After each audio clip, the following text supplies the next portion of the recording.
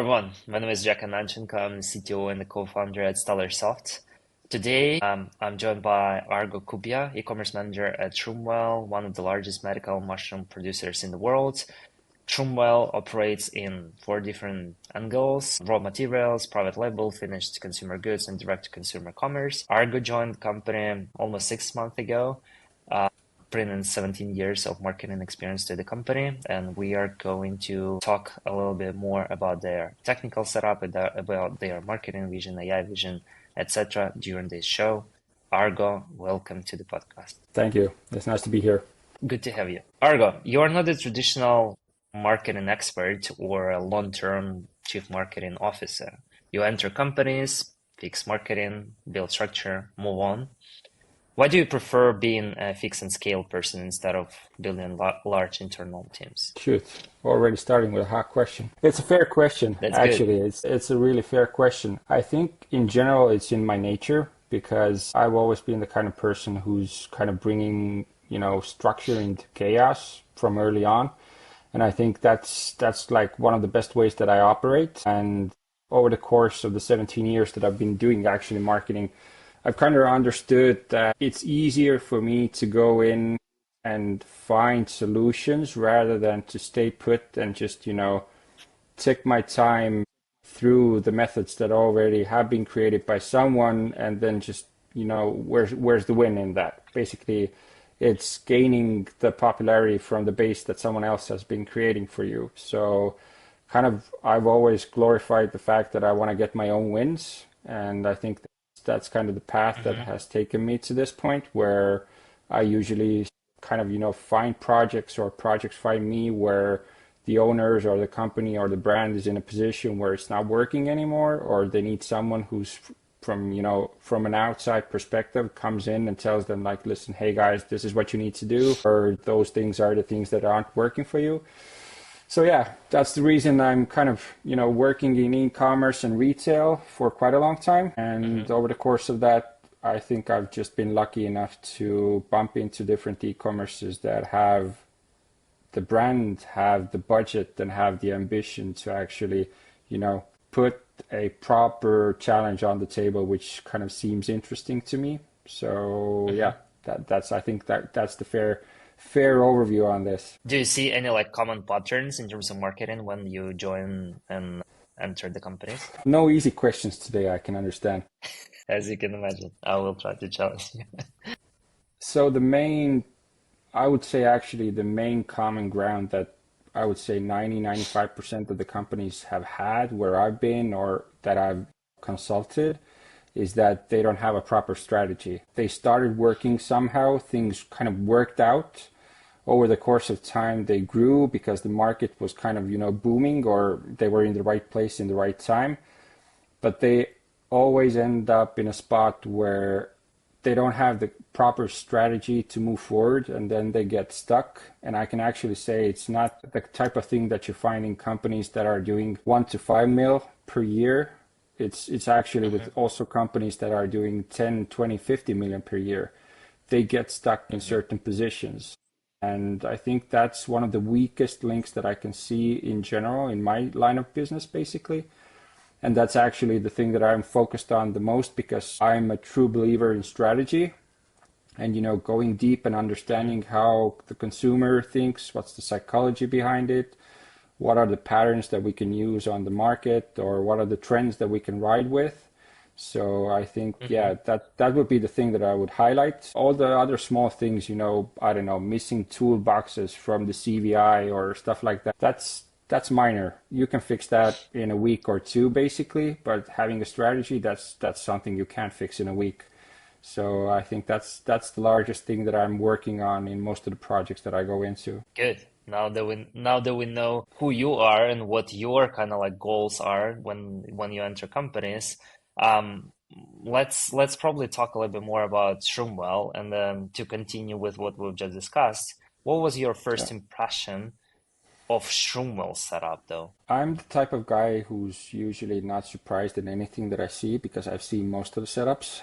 But in a situation where they were, I would say that they were in a 50-50 situation. So 50% was done good, 50% was done in a way that I think the scaling was not taking into account, or the necessary technical details that you have to have in place in order to move fast and actually, bump the sales and do it in a way that you don't get stuck in the bottlenecks. So I think the 50% was actually the part where the brand was created in a good way, and the assets that the brand has and the storytelling. I think that's a huge thing that you need to have in order to actually go big in e-commerce. But again, like the technical part when it comes to the platform and how to scale that, I think that was a bit overlooked in sense of understanding what actually the e-commerce growth needs. So that was the initial thing that kind of popped into my eye when I took a look at the technical side, like, okay, we have quite a lot of work to do here, maybe a bit less on the brand side. Okay. We'll get to the technical setup and the challenges there in a second, literally. But to wrap it up on the strategy, the thing that you started, which is super important for the brands. A few questions about like Shroomwell in its setup. And as I mentioned at the beginning of the call, Shroomwell has several different directions of growth, if you will. It's not just D2C, right? So we are talking about B2B raw materials. We are talking about the final consumer product for the finished products for the consumers, e-commerce, private label, sales, etc., etc. How does this complexity affect e-commerce strategy? I think it starts off with the fact that in-house you need to have your bits and pieces in place so that each and every part and the verticals that you kind of mentioned right now needs to have its own perspective where they're going and what the strategy for that is. And once you have those bits and pieces in place, you actually don't get that much disturbance in e-commerce strategy because you understand how the puzzle pieces fit together. So of course there's like parallels how you kind of work. And for example, if I do marketing, then I kind of always take into account, okay, let's say I'm doing export marketing. What are the kind of, the outbound markets that the export team wants to enter? So I try to include their wishes and demands in order to kind of warm up the pace in those markets. But it's not the fact that they are dictating anything towards the e-commerce, because it's at the end of the day, kind of when you do the strategies, it's always kind of I don't want to say it's an Excel sheet game, but at the end of the day, you kind of need to put the figures and facts into the Excel in order to see like which kind of routes work for you and which don't. So in that sense, I think I always have the upper side to make the decision on what to include and what not, but it kind of comes to the point that if I understand their strategy and what they're working on, it's quite easy for me to make the decisions and judgment calls like, should I pursue this part or should I kind of, neglect it a little bit and see when they kind of pick up their pace, and when the time's right, I kind of include then. In general, it's not an easy topic in general, like overall, because it kind of means that each and every division needs to have a pretty good leadership in order to make those bits and pieces work. And kind of stuff that I didn't mention to you before, probably this is the first time you hear it, but I've been also an operations manager in a startup where we kind of grew from 100K ARR to 1.8 million in 18 months. And there, kind of from my side, the operational part is really also kind of a key element, how I make decisions. So I think like in a strategic sense, I'm not the most typical marketing and salesperson. I'm kind of more, let's say, a full stack person. And I kind of grasp the details a bit more to make the most out of the outcomes that the company and the brand in general has, like in the 5-year plans that they make. Interesting. And does it mean that you prefer to build one brand message for all segments, or you prefer separate narratives? I think it comes down to the point that different verticals and segments usually can't go with one, because, for example, if we talk about raw materials, there's totally different kind of game that they're playing, and the demand for the benefits is different to what you have with the B2C customer. But for sure, if you're building the brand, you always need to keep in check what's the main kind of core values that you have to kind of give out, nevertheless, if it's going to be B2B, B2C, or whatever it is. So from my perspective, I try to kind of combine those things together without getting too emotionally attached that, I'm fixed that there's only one message that we put out. So I try to kind of keep it in order, but still understand what different verticals need and try to adjust while keeping the tone of voice and everything else on the base core level kind of intact. Okay, cool. What's harder, B2B trust or B2C conversion? I think if you have a general look what's happening economically and also in general in politics, etc., then the B2C customer currently is a bit more like a wind flag. So basically, if you have some kind of shakes and bakes on the world, let's say economic or political scene, you kind of get a sense of how it kind of directly impacts on the B2C customer. I think B2B in general is way much more oriented in the long run because they have their plans, they have their understanding how production goes, etc. So they're less manipulated by the certain things that are happening around because business will not pause. It has to go forward. When it comes to B2C, then of course, if you get, for example, in Estonia, you got the huge first electricity bill in January, you're going to make choices. So the electricity price went up. We definitely saw changes in the average order values. For example, it's not, a significant one, let's say that we're dropping by 20%, but we still see that there's impact in that. So I think like currently in this situation where we're in, B2C is definitely more touchy and you have to be careful what you kind of push out. And you have to have your kind of roots on the ground, I would like to say, to understand actually what's going on the market and understand like where the perspectives are in order to not over push your budgets or over push certain agendas when you know that there's not going to be any reflection coming back to you to XYZ reasons. So yeah, cool. I think currently B2C is definitely a tougher cookie to crack. Yeah, for sure. I agree. Back to the technical setup and the core problems. Some time ago, you mentioned that Shopify looks foolproof, but in reality, the setups most of the time look pretty messy. Yeah. When it comes to Shroomwell, what was broken when you arrived? I think like if you're an e-commerce manager, first things first that you need to get a grasp on is the metrics that you get in, right? Because that's one of the base indicators on how you're performing, what works, what doesn't work. So I think in Shopify, you have the custom pixel where you can tag between the data layers. And it's funny enough that you can do something, but you're actually kind of restricted in certain aspects. So kind of when I put together the sales data, Google Analytics, and then I put the custom pixel data, then our matching rate was around 64%. So that's way below what I'm used to and what I would like to have, because in my last bigger project, we managed to get 93%. Oh, wow. Okay. And we also used server-side data layers in order to get the most out of it. But if you're coming from 93% and all of a sudden you get 60%, then it's a place where you're not satisfied.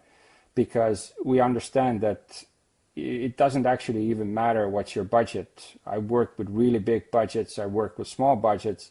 At the end of the day, what you're looking for is efficiency.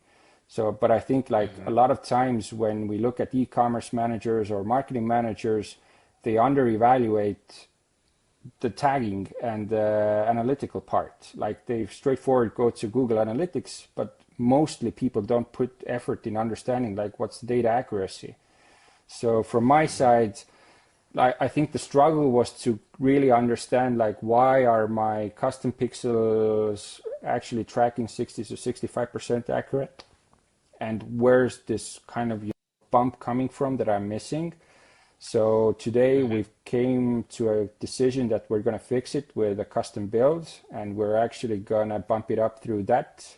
And we're also going to switch the cookie consent options, which currently are Shopify defaults, to a more flexible part as a third-party add-on to get the most out of the analytical part and get to a point where we know, let's say I would be happy always if I get 85% accuracy. So our target currently is to achieve at least 85% in order to maximize the output that we get from the budget. So I think not going too in deep to details, but in general, metrics matter, and understanding the complexity of where metrics come and what can you do and what can't you do with a platform. I think that's the mix that kind of struck my eye currently. Gotcha. Okay, cool. I had that question actually down the line in my list in terms of the accuracy, but it seems like the previous data said that you were at the 53 to 60% accuracy Yeah. through GTM, but it looks like you've managed to increase it already a little bit, right? Yeah, there's some Okay. quick fixes to be done basically, but still, like even if we increase it to 65, like it's a waste of money in general. You're wasting too much over the course of 1 year already. So that's something to kind of, look into and really be bothered about if you see those numbers being so low. Any cheat sheets for the listeners in terms of what they can look into for the accuracies and what they can do to improve those? Yeah, the first thing is to actually get a specialist who's up to par, who understands stuff, Yeah, because for sure. again, like maybe it's a trivial thing to say, but a lot of cases where you see projects and you see companies running with partnerships, I would say 70 to 75% of the cases, the partnerships are not strong enough to actually push the competence to a level that actually the project needs. So having partnerships that can kind of, help you grow and gain more ground faster is, I think, my number one suggestion. Like if you don't have the people in-house that can do it, outsource. Just find someone. And you can always kind of, for example, in Estonia, it's really easy because the market is so small. If you get some kind of a name, you can ask references. Okay, who did you do as a last project? And you can just call up and say, listen, hey, I want to hire this guy. What's your kind of experience? It's a yes or no, Working with basically in 5 minutes. So yeah, it's quite easy to do that. Okay, sounds good. What is, from your perspective, what is the biggest misconception about Shopify? I think as I haven't kind of, worked with Shopify that extensively, I would probably not portray myself as a Shopify expert to concretely say that this or that.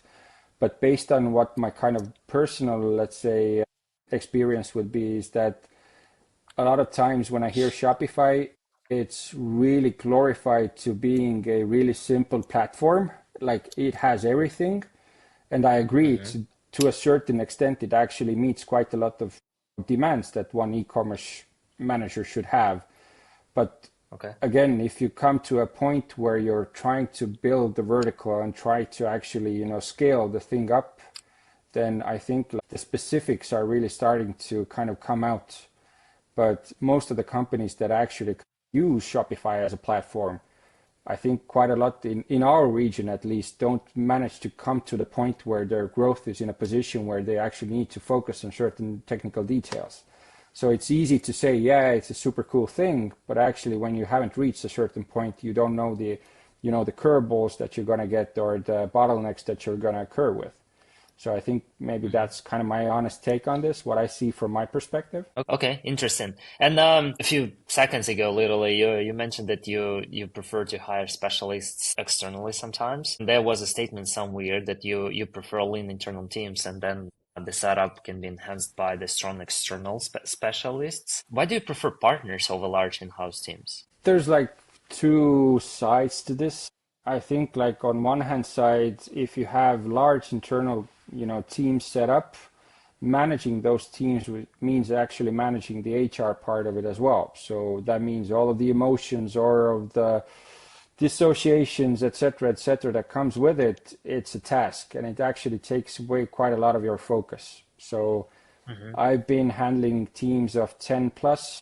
Yeah, if you manage to put them together in a way that they're a seamless team and everyone is vibing together and, they kind of grow as one, then it's okay. But I've had the honors of, coming into teams where the team has already been assembled. So you don't have a say on like whether you should get this person or that person. And if you enter a team, usually the owners or the, let's say the CEOs are also in a position like, okay, don't focus on the team, focus on, fixing what's wrong.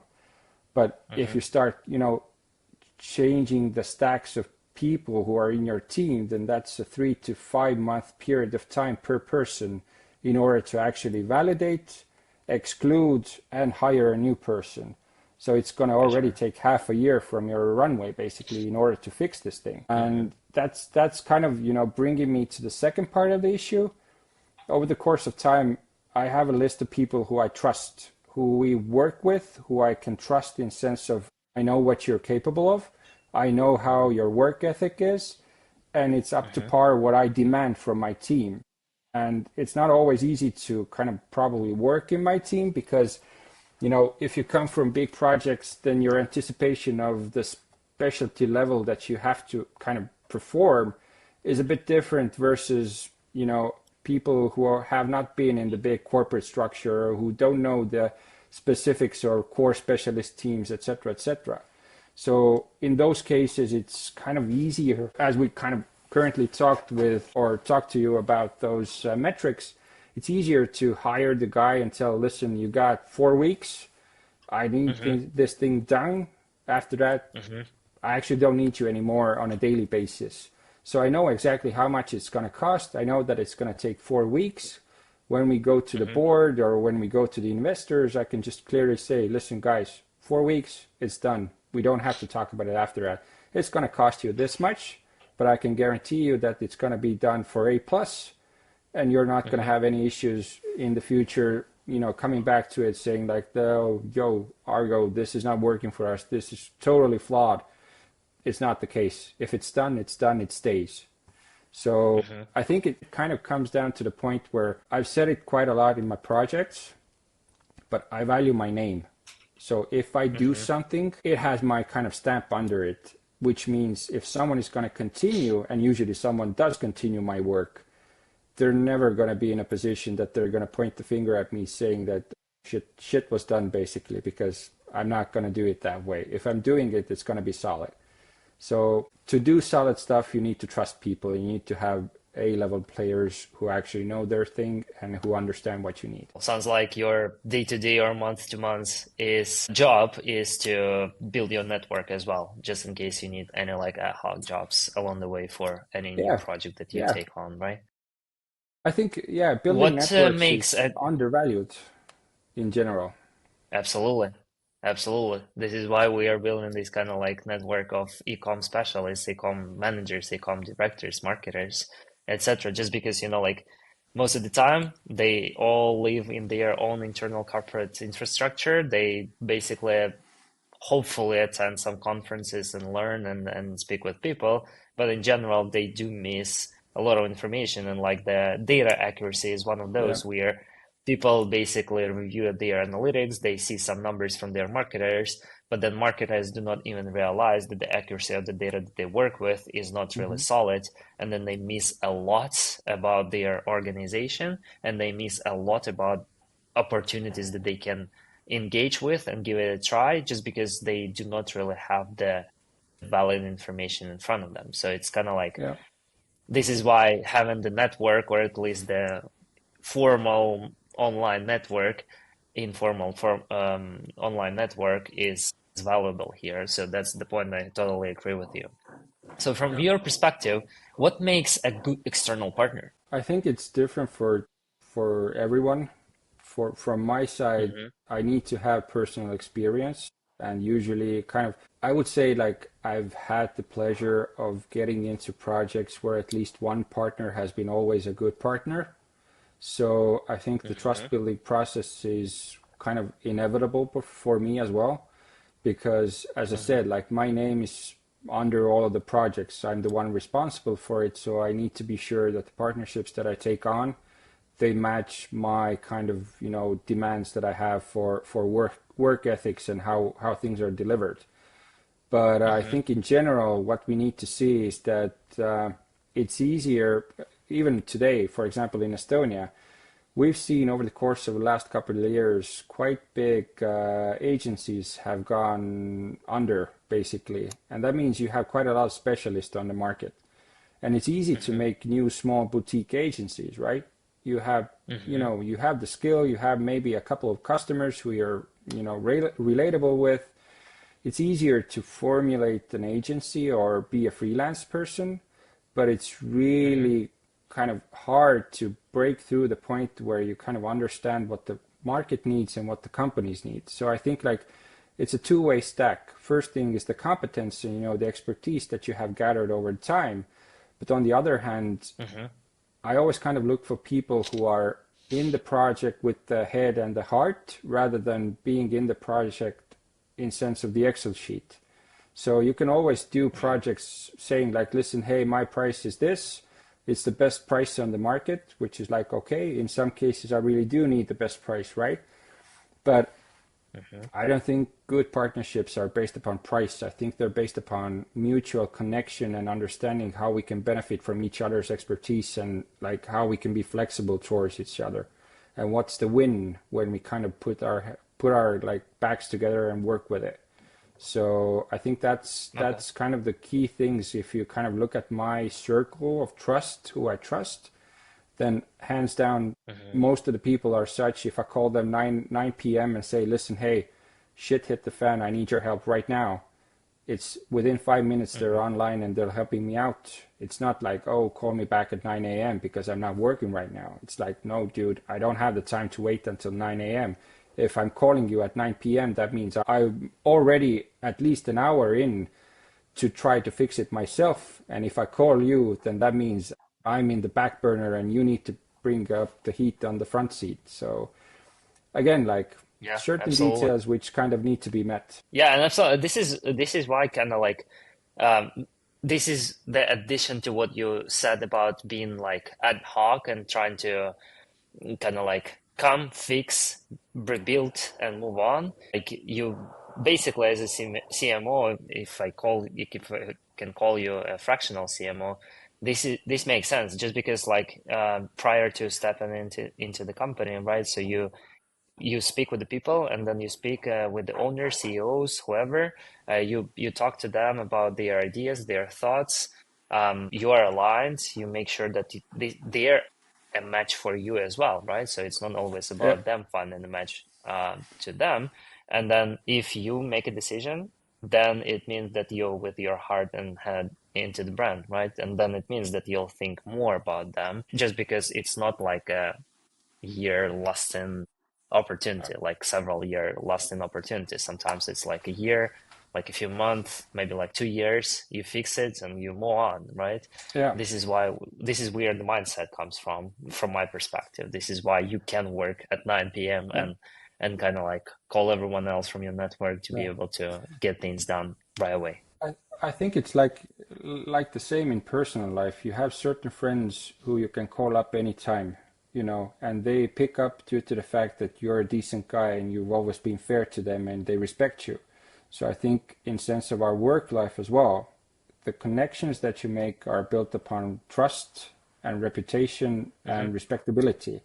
So I always kind of try to approach each and every, cooperation in a way that I'm straightforward. I don't, mess around the bush trying to, sugarcoat stuff or say that, oh, this is such an easy thing, it's going to be a quick job for you. And actually, it's going to be like 4 weeks of hard labor. That's never the case. And Hmm. especially when we come to money, it's like, it's also a kind of a delicate thing to talk about because the owners usually kind of, are interested in keeping the budget as low as possible, right? As a specialist, you understand what certain, expertise costs. So Hmm. it's also kind of the fair game that if you want those people to actually be loyal and help you out in a way, you're not going to go and lowball them.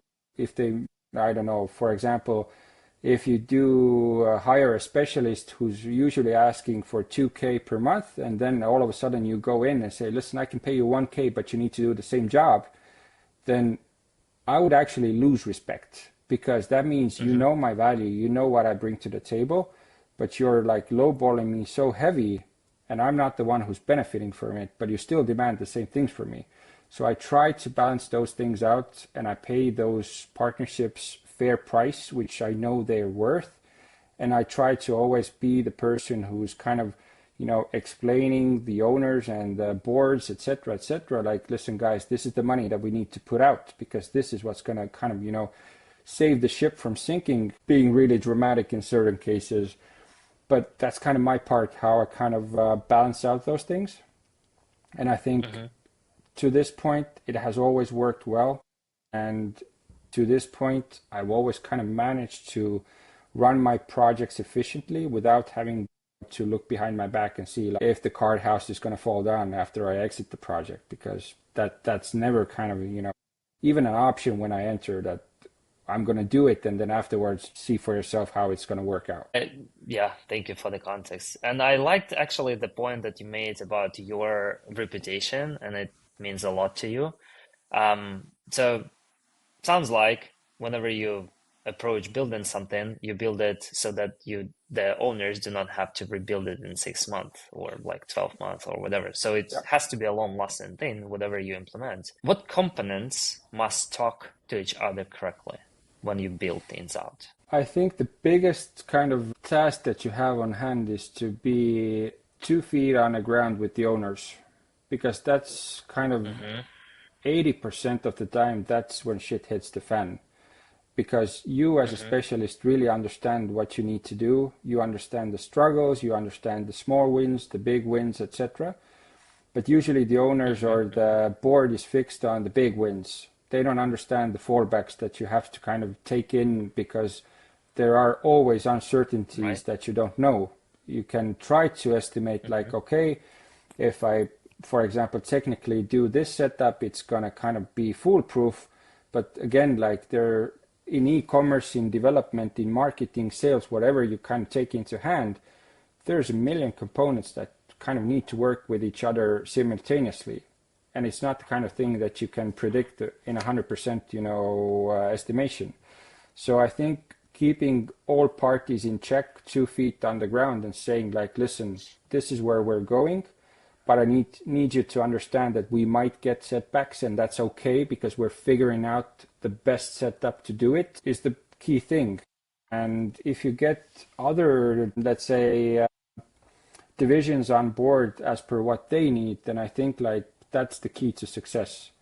Because I think like from my perspective, one of the toughest things what I usually kind of occur is that when I'm brought into a project, everyone starts looking at your CV and what you've accomplished, and they think, oh shit, he's going to take copy paste and we're going to be, golden in 3 months. But no one is really actually paying attention to the fact that each project is individual. It's never the same. So you don't have the same staff, you don't have the same budgets, you don't have the same technical setups, you don't actually have probably the same products or services. So how the hell should it work like one-on-one? Try to put the Volkswagen Golf spare part onto a, I don't know, Mazda. It's not going to work. So, but that's the anticipation. Like I'm going to take a top-notch person to run the CMO position basically, and like it should be like a one-stop shop. You buy, you put, you fix. But I think that's something like where you fail the most if you don't kind of run that racing horse in the right track and you kind of let it loose, then it can, run loose quite fast. And it's really hard at some point to catch it again and say like, listen, oh, hold your horses. Okay, this is the route that we're going for. So I think I just described probably one of kind of the key learning curves also from the early days when I was starting to do this. Is, you try to be pleasing to all the parts, say all the good things like, yeah, we're going to get there. But I found out like, for example, the last 5, 6 years, 7 years, I've been really blunt. Sorry for the language, but I've always said to the owners, if it's shit, it's shit. And like first they're pale white. No one wants to talk to me. But I found out that if you kind of say what you actually see and feel, it kind of clears the air, and no one has the anticipation that, oh, our product or our setup is like picture perfect, when in fact it's actually not. And, again, when we were talking about partnerships, it's easy to also kind of bring out the fact that a lot of times companies are pretty desperate for all of those, cooperations, that they sell you something which is not true, or they sugarcoat it, or kind of, make it a bit more appealing, rather than telling the owners like, listen, hey, this is messed up, not sure this is kind of, the project that you are thinking it's going to be, rather than it's going to be this, and it's going to take twice as much time. So I think the blunt honesty is also kind of something that has helped me quite a lot to keep the owners in check, even though it's not the nicest thing probably to say, but on a long run, after 6 months, you will thank yourself because you don't have the CEOs, breathing down your neck. And on the other hand, like everyone understands like the work that you are doing, it's not like, going and shoveling snow, but it's like going and shoveling snow plus dirt plus asphalt, and again more things that are beneath it. So yeah, I think that's the Yeah, case. absolutely. There is a friend of mine, which is kind of like he's a little bit older than I am. Like he's a lot more experienced in terms of the overall operations and building the companies. So the guy um, became a director of operations at the age of 27 at a very large Ukrainian corporation. Hmm. And the reason being is that the owner has always used to receive like only positive feedback, how good his ideas were, how great the initiative incentive is, etc., etc. Yeah, let's get it done, let's get it done. And then eventually this guy was just the guy from the internal security department where they controlled what's happening to make sure that there is no like briberies, all of that. Hmm. So the idea was that he managed to get into the board meeting with his thoughts on the table, and he shared them directly with the owner, saying that, sorry for my friends, this is shit, or this is Hmm. shit.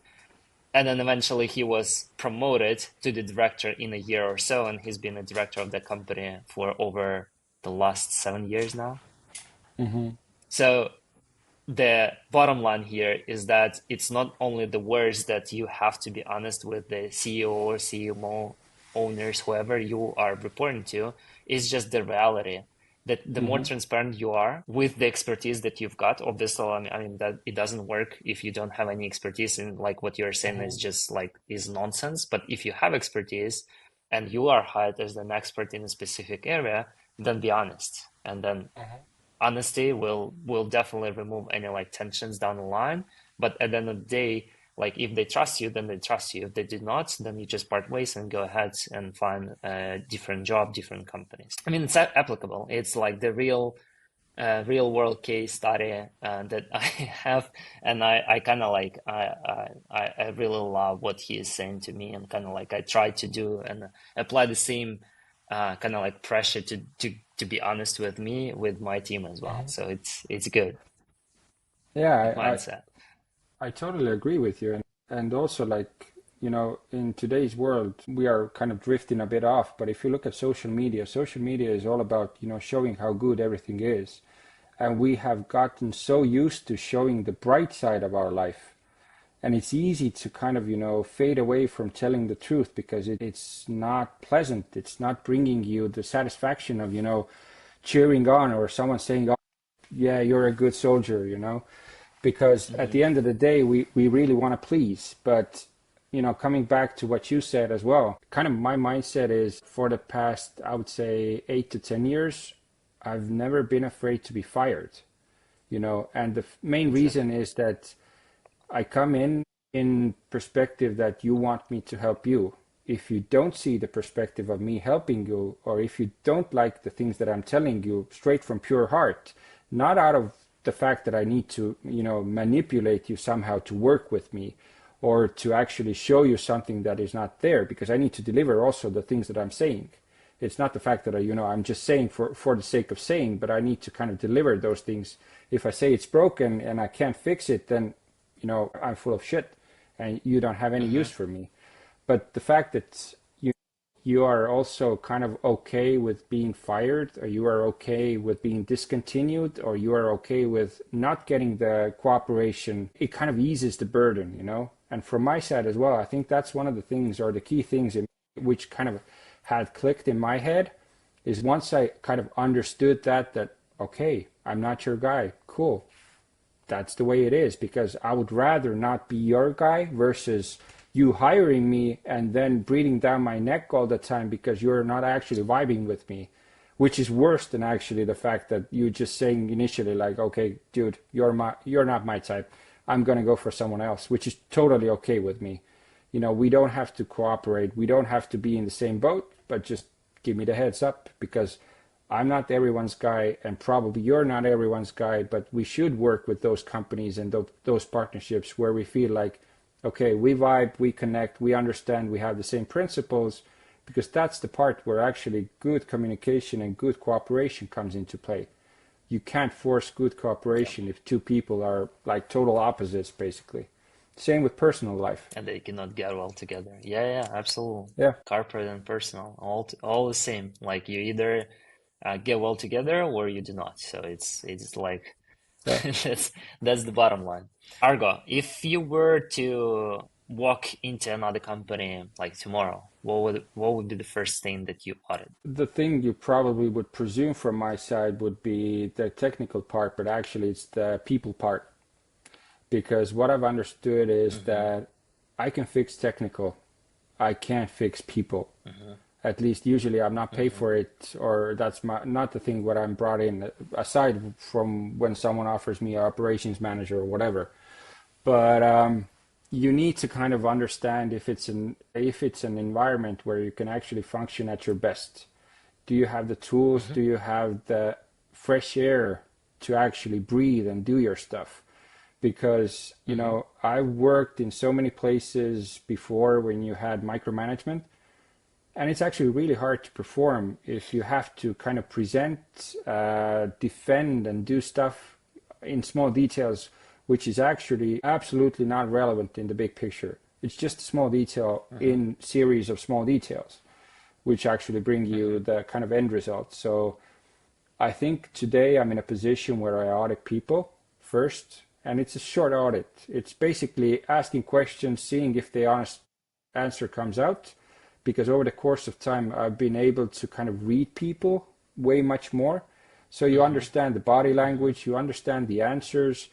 So if I go to a company, I usually do a small, let's say, business and brand audit by myself through, I don't know, similar webs. You go through the I don't know, financials, you kind of go through what they've done on social media, etc., etc. You actually get a picture of the temperature of the company.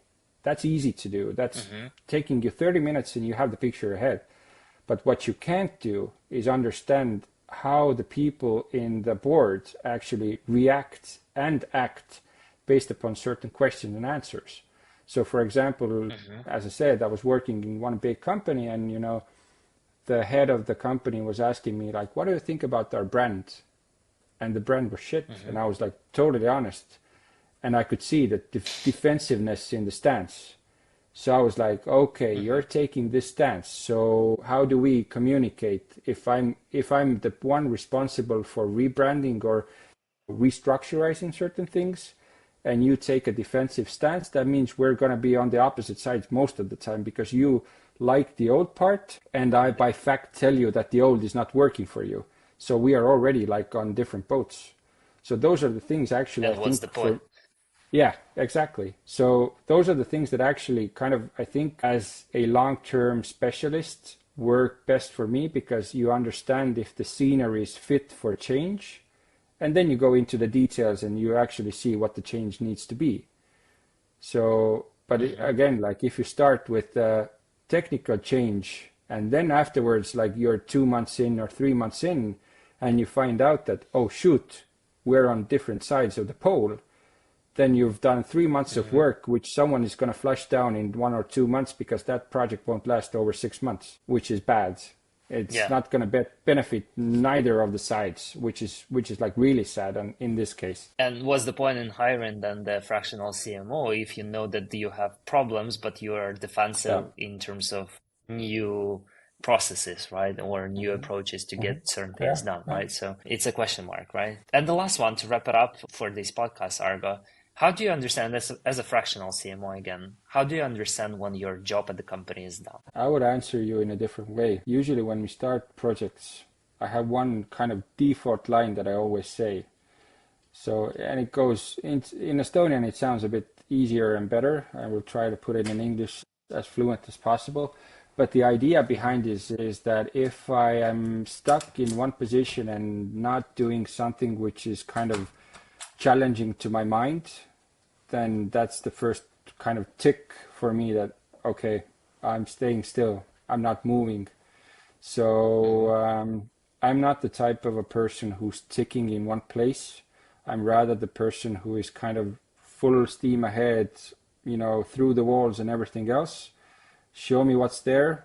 I want to be hands-on. I want to kind of, open this beast up. And once kind of the waves settle down, that's the part when someone can come and take it over, because that's where kind of my challenges end. I think it would be kind of, correct to say.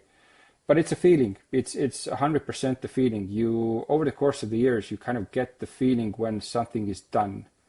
You kind of you find yourself in routines, or you find yourself in places where you're like, why am I doing this? Someone else could do this for me. Like, I have more important things to do.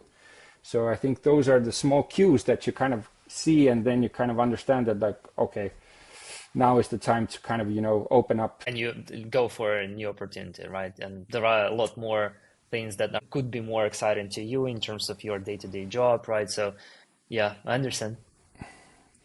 No, I Argo, can tell you thank you. this.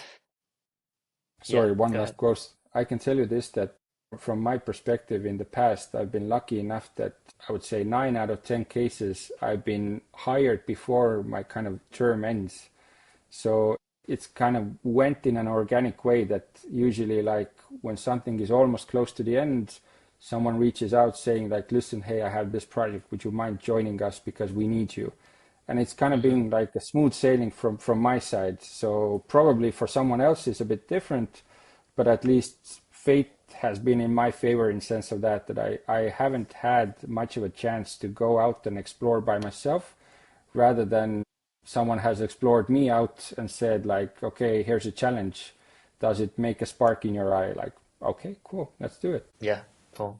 Good stuff. Good quote to end this conversation. Argo, what I appreciate about this conversation is your complete transparency and honesty, like how you approach things, how you say things, what it is to be a fractional CMO at companies, and what companies do not really fully understand about how it works and how to position their marketing departments. Good point about the accuracy. Very good that very good one that marketers do really underestimate in their day-to-day jobs. Again, thank you so much for all of these insights, for your thought process, for sharing your thought process. For anyone who is listening, check out shroomwell.com. I'll leave the link down below, and I'll also leave the link to Argo's LinkedIn down below as well if anyone wants to talk about their needs. Argo, Yeah, thank you so cool. much. Thank you so much.